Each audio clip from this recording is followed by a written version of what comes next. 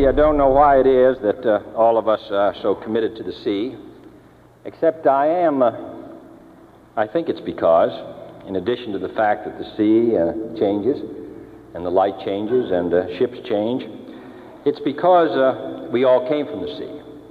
And it is an interesting biological fact that all of us have in our veins the exact same percentage of salt in our blood that exists in the ocean. And therefore, we have salt in our blood, in our sweat, in our tears. We are tied to the ocean. And when we go back to the sea, whether it is to sail or to watch it, we are going back from whence we came.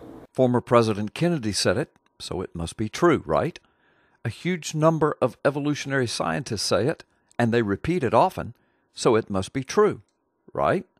The percentage of salt in human body fluids and seawater is often used to provide evidence that life originated abiogenetically in the sea.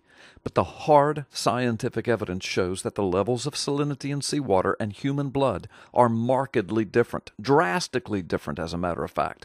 The data and the evidence do not provide support for the theory of the chemical origin of life in the sea. Most evolutionists have held that all animals, including mankind, Homo sapiens, evolved from life forms that originated by chemical evolution in water and then later moved out of the water onto dry land. To support this view, evolutionists note that the tissues in our bodies are constantly moistened by a briny solution that they claim is similar to the salt and mineral level found in oceans and many salt lakes of the past. Evolutionists often claim that this observation is evidence of our ancient evolutionary ancestry. Former presidential candidate Al Gore, although more careful in his wording, he advocated the same erroneous idea when he stated that, quote, our blood even contains roughly the same percentage of salt as the ocean, where the first life forms evolved, end quote.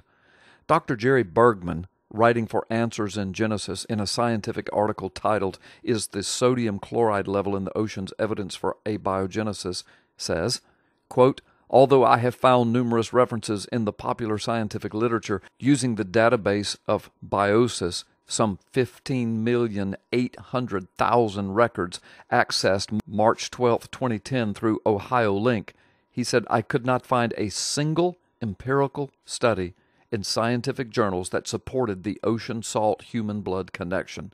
This common assumption is an icon of evolution that lacks scientific support. Dr. Bergman, quoting from another scientist, states, as Morris notes, although the seawater blood-salt argument for evolution seldom appears in modern textbooks, its former prominence in textbooks from 1940 to 1970 ensures its continuance by those who learned it then. It is indelibly imprinted in evolutionary folklore. The scientific fact is that salinity and other mineral levels in human blood are markedly different from those of seawater today. Seawater has 3 times as much sodium and 5 times as much chlorine per unit weight as blood. Seawater contains about 8 times as much calcium and 50 times as much magnesium as blood. And blood has about 200 times more zinc, 250 times more iron, and 1,000 times more copper. The common claim in popular evolutionary literature that the salt salinity level today is similar to that in cells, and therefore this is evidence of abiogenesis and evolution, is simply scientifically incorrect. Darwinists claim the fact that salt is necessary for life is a result of our having evolved in a sea environment. Creationists, on the other hand, conclude that salt is common in the Earth's crust and in seawater because salt is required for our life sustenance.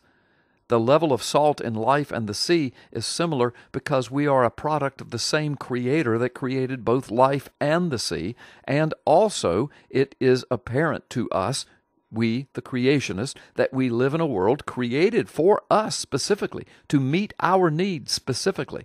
Thus, nature was created to fit our requirements and not the other way around.